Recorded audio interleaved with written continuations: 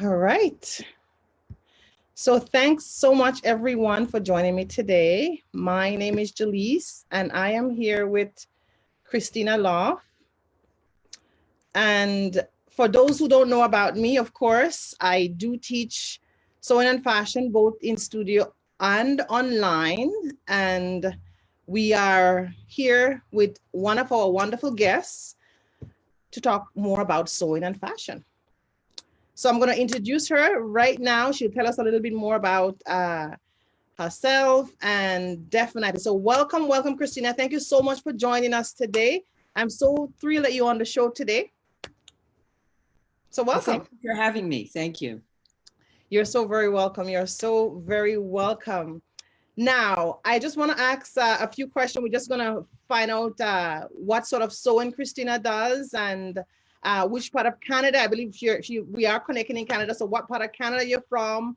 And just to get a little bit more about Christina. So take it away, Christina. So where are you located right now? Well, I live in rural Manitoba, which I'm in the Manitoba Interlake, which is north of Winnipeg. If you're familiar with a map of Canada, it's up near Lake Winnipeg. We're near Hecla Island. So I'm on a farm out in rural Manitoba. Nice. All right, so I have to ask, how's the weather out there? Like I have to ask that question. How's the weather out there, Christina? Well, it's totally gorgeous. The sun's shining today. They finally had snow in the south, but we just had a dusting and it's all gone and we're having beautiful weather. So hope it holds. Winter is coming, you know. Awesome. Wonderful. Well, I'm so very happy to connect with you today. All right. So what I'm going to ask you, Christina, since we know this is about sewing and fashion, I'm going to definitely jump right in. All right. Okay. Excellent. So how did you get started with sewing? Like, how did you actually discover your passion in sewing as a hobby itself? Well, it started very young. I must have been about 4 or 5 years old, and my mother decided I needed to learn how to do hand stitching. So she sat me down and I learned how to sew with a needle and thread. Nice. And then there was a neighbor lady that she used to sew all the time. So I'd go and hang at her place and she would be sewing clothes for her daughter and all. And they had pretty fabric. She'd have leftovers, which she gave to me, and I'd use it to make up clothes for my doll. So I had a lot of fun doing that. And then we were required to have 3 years of sewing in school. But my mother had been a professional tailor. My grandmother was a tailor too. And she decided it was inadequate. I needed better training in sewing. So she trained me herself after school to do tailoring. So I was making suits and coats and all this stuff by the time I was 18. And I started sewing almost all of my clothes, and my mother would help me do it. And we'd be sitting around, you know, in the evening and on the weekends, just sewing away. She had a nice Singer sewing machine and, you know, a dress form and all that stuff. And I discovered that I really liked sewing. So I've spent my life sewing things. And then a number of years later, I had always wanted to go to one of those professional programs, you know, to learn sewing, like in a college or university. So I enrolled in a 2-year program at Clothing and Textiles at University of Manitoba and learned apparel design and tailoring and fashion design. And it was totally a lot of fun, and I learned how to draft patterns and how to even make fashion drawings, which mine aren't really great, but I learned how to do it. And we had a textile lab and got to go in there and look at fibers under the microscope and learn all about different kinds of cloth and this sort of thing. So it was just, and I made a lot of friends. We kept meeting after the class and it was a lot of fun. So, and it was after that, because, you know, I realized you could make all these really interesting clothes, but they wouldn't necessarily look good on me. So I rediscovered sewing for dolls from my youth and started, yeah, I figured, well, you can make anything you like for a doll and they'll stand there for hours with practically nothing on while you fit them and don't complain. And you can make wild, nice little fashions, anything your imagination, you can make it for a doll, you know, and then look at it and enjoy it, you know? I So that's how I got into the doll sewing, but I do sew all kinds of other things. I do a lot of quilting too, and I still make clothes, and I make things for my home too. You make things for your home. Excellent, excellent. You know what I like? That's a great story. You know what I enjoy that story. You started from your mom, then you went to was college. You said, right? Yeah, University of Manitoba, clothing and textiles. Right, the textile, and you learn pattern drafting. You learn about different fabric. You learn even drafting. Like you could sketch as well. You could sketch your own design. Fantastic, fantastic. I really, really like it. And you know what I like what you said is that with the doll, they don't complain. Of course not. They just stand there. You could take the measurement and they're good to go. Yeah, yeah. You can even stick pins in them and they don't scream. So That's the kind of story I like. Of course, I love that. Oh my goodness, it's a very, very beautiful, beautiful story for sure. All right, so I guess I was gonna ask how did you like how do you actually although you give me some answer already with the doll clothing and then making for a costume maybe for someone as well, right? So how do you differentiate the two? Even though you give me a little bit of pointer, how do you differentiate the two? Do you prefer, as you said, you do like the doll clothing, but do you prefer making doll clothing on a general setting, or making maybe clothes for you or for someone else in a general setting? Which one would you put your button on first? well, I enjoy doing the doll clothes. And part of the reason is the fitting is, well, easier. They come in standardized sizes. You Right. measure one doll of that type and they're all the same. Whereas, you know, I'm measuring myself or, well, I've made stuff for my husband or different other people, and they are all different shapes and sizes. And you're sitting there, you know, twiddling about, making endless, you know, twirls and all this kind of stuff, trying to get it to fit well. Whereas you get that one done for that type of doll and you're good for all of those ones. So, you know, it's just easier to fit them, you know. I agree. Trust me. 100% I agree for sure. All right, excellent. So, seeing that we're still in the doll clothes, which I'm excited about, I want to talk about, have you ever made custom doll clothes? Like anyone ever place an order? And how is that going if you're still into it? Well, I used to do that. I used to have a shop in a online doll supply mall called Couture Doll Shops, which unfortunately it's no longer existing because the lady that ran it died, and well, that was the end of that. But I did have some fun with that for several years, selling you know, custom clothing through there that either they could buy things I'd already made up, or they could ask for something they had seen. I had some work published from time to time in Fashion Doll Quarterly. And I had people who would see it in the magazine and contact me through the shop to have, you know, either buy what I made or have something similar made.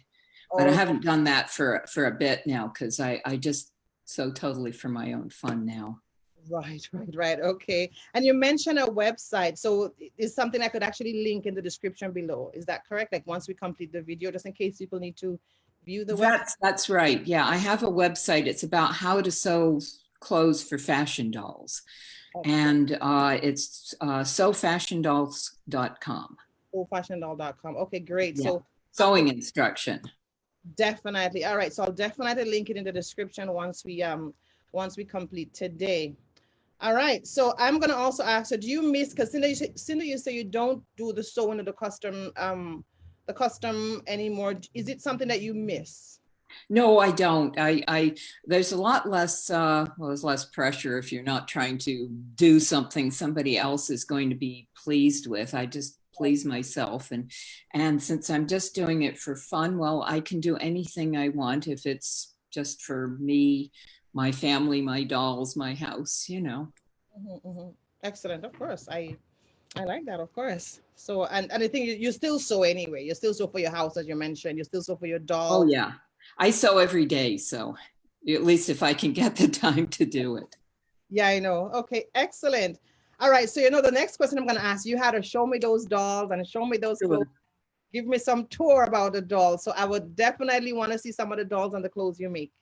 Okay, well, I'll start with this lady. This is a Hure, which is, let's see if I hold it back here so it can be seen. And she's a French fashion doll from the 1850s and 60s. She's actually a reproduction because the originals are like beyond my means to buy them. But you can get these reproductions, which are not that expensive, and have fun dressing them. And there's a lot of hand sewing in these, but they did have sewing machines in those days. So you're allowed to do straight stitching on a sewing machine for them. And her name's Louisa. And I also sew for these more modern fashion dolls. This is a Grace doll from the Tonner Doll Company. And I had some fabric left over from that first doll, and it was just enough to make the dress for the second doll here. Nice. These are a little simpler and less complicated than the historic doll patterns, and they take less fabric, obviously, but there's still a lot of fun to do, and there's a lot of detail work that you have to do in them. Like, for instance, well, I have this lady here. She's also a tonner that's in this little suit here. And not only are the scale very small, I guess you'd say, like for large clothing for people, it's easier to make it actually because you have a lot of room to work on the stuff, whereas the seams are all very tiny on here. You use 1/4-inch seams instead of, larger ones like you would for people. And there's some particularities in these dolls, like for instance, these dolls are made of vinyl, and they're lined with white fabric because they'll stain if they have dark fabric near the vinyl, and then it's a mess to get it off and everything. So that's one of the particularities that you have to be careful of with these modern fashion dolls because of the plastic. I find on these historic ones, they're not quite as particular about that. You can get away with being more authentic and not make everything white. And this is Araminta here, and she's also dressed for the 1850s here. I made a reproduction quilt from the era, and I had some fabric left over, and it looked so pretty next to my doll that I had to make her a dress with it. Right. So is it a waistband she had and a gathered top, like gathered? Yeah, it has she has full, not to be rude here, but she has full 1850s underwear and a hoop skirt, like a hoop underwear on there and everything, because I make all the underwear for them and then I dress the outside. So it's got the gathered skirt, and I kind of like this one because it has the gathering right around the top, and then the little puff sleeves and all. So this is one of my favorite patterns on her, and she's got these hairnets were very popular in those days. So I didn't make that because I'm no good at crocheting. And then I've got the other one here. She's got an 1850s suit here, which has got embroidery. I didn't do the embroidery, and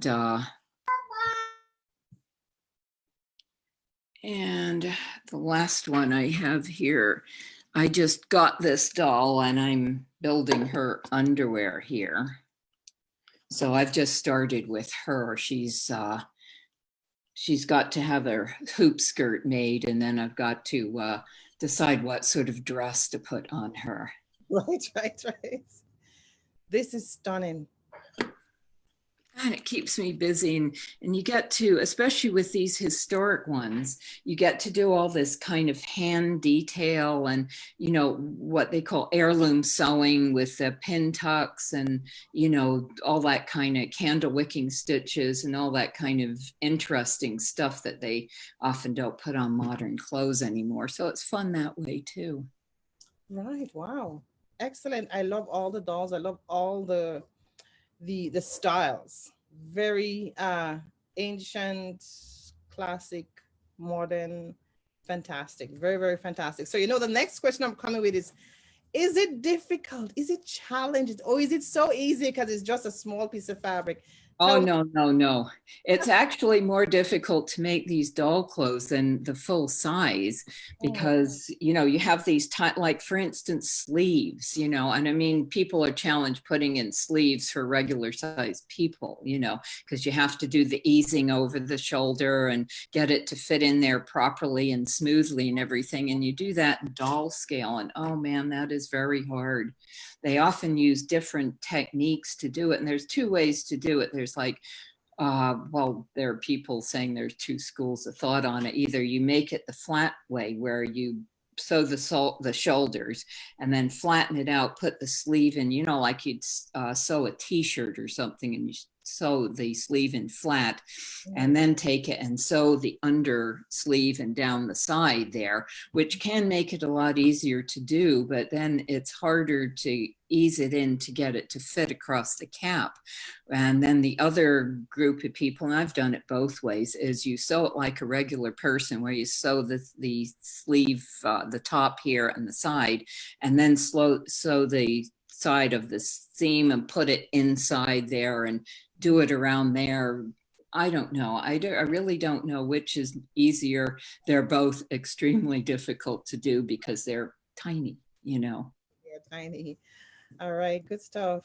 I actually, you know what, I'm gaining a lot because I don't think I think I made doll clothes when I was growing up with my grandmother because that's where I start my sewing.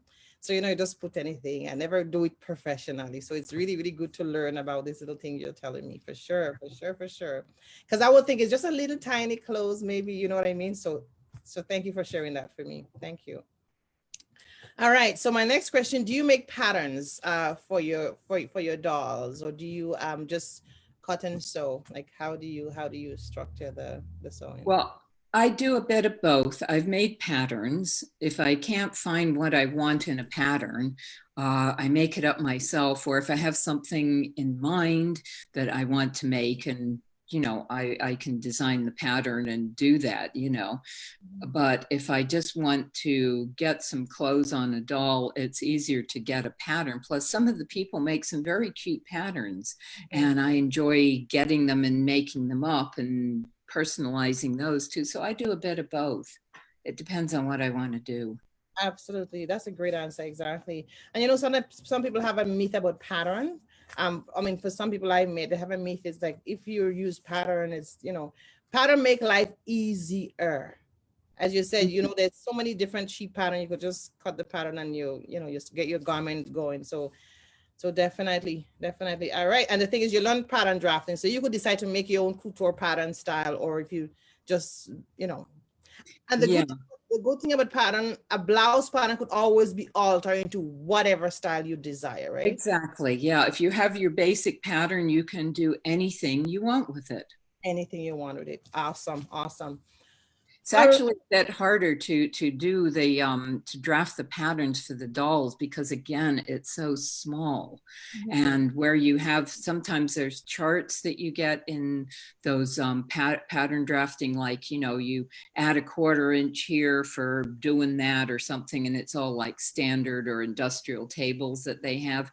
Well, you can throw all that out the window for the dolls because they don't have it in the first place, and Right. it's all on a tiny scale. So you're sort of guessing, well, how much should I allow there, for a standard measurement? And sometimes it's just easier to drape it on the doll, which is what a lot of people do, is just do draping on the doll. Right. Right. Right. Excellent. Yeah, that's a great point, of course. All right. So now, what is your general concept on sewing? Like, how do you feel when you're sewing? Like, what is your sense of accomplishment in sewing? That's the word I was looking for. Oh, well, that's a good way to put it because I have a great sense of accomplishment. You turn out these beautiful things that you really enjoy. They're nice, they're beautiful, and not only that, but you can't buy them in any store or get them anyplace else There you go. because they're unique and you've put your own imagination into them, and you Uh-huh. can actually get anything you want. There you go. Like I remember when I was making these overcoats when I wanted this particular overcoat when I was 18, and I could not find a pattern anyplace. And in those days, I didn't have pattern drafting skills, but I bought several patterns and I altered them and combined them all together and finally got what I wanted. And I Yeah. realized, dude, this is fun. You can just do anything you want if you know how to do these things, you know? Absolutely. Absolutely. Absolutely, Christina. Definitely. Well said. You could do pretty much anything you want, because it's your own creation. Yes. You Definitely. can just make it up totally and have whatever you want. Absolutely. Well said. Well said. Wonderful. All right. So I'm gonna kind of push it a little bit to seeing that the COVID had started, pandemic had started, and there is so many challenging and also opportunity, I would say as well. So Mhm. both ways. So how do you view online sewing? Like someone say they want to learn to sew and they're in a different state, a different country, but yet still they want to learn to sew and they can't come out from the house, and or maybe they could but they choose to sew online. How do you view online learning in sewing and fashion? Well, I think online learning is totally awesome. I really like it. And it's a great way to learn sewing because, especially, well, I did a Zoom class for quilting this past weekend. And I learned so much from it because you can actually talk to the teacher just like you were there in person. You Mhm. can see what they're doing or they can see what you're doing. And as you said, you can do it from any place if you have internet connection. It just makes it so convenient. And not only that, but you can sit at home in your own sewing area with your machine and your fabric and your tools, and you're not going to some strange place and learning on somebody else's sewing machine. And I just think it's one of the really good things to come out of the whole pandemic thing is the way they're organizing all this online learning. Frankly, I think that's just the way to go. I think that's one of the best ways to learn. Absolutely. And I like what you say, it's just a way to go. Wonderful. So definitely I'm working on I have been teaching online actually, and the COVID actually that start the journey for me.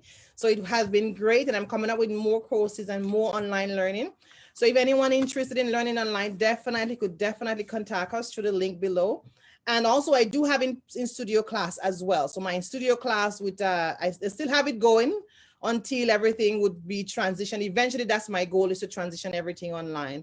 So thank you so much for that encouragement. And as you said, anything can be learned online. So well said, well said.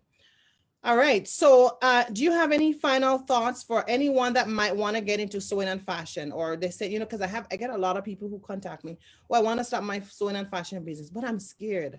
But I never touched a sewing machine before, but I don't know how to start. But all these different reasons. What do you have for anyone that have a desire, a passion for sewing, never start, but want to get into it? What would be your view? Well, my first thing to say to them is start, just start. Get yourself a sewing machine, take lessons from you, and learn how to sew. Start with something simple, and eventually you'll learn how to do more complicated things, and you'll have lots of fun. There you go, as you go along. Wonderful. Yeah. Well said, Christina. Well said. Any final thoughts you have for our viewers? Any final thought at all in general from overall what we just spoke about? Anything you want to say as a final thought? Well, sewing is fun, so have fun sewing. Absolutely. That's how we connect. Sewing is we connect you, sew it, and sewing is fun.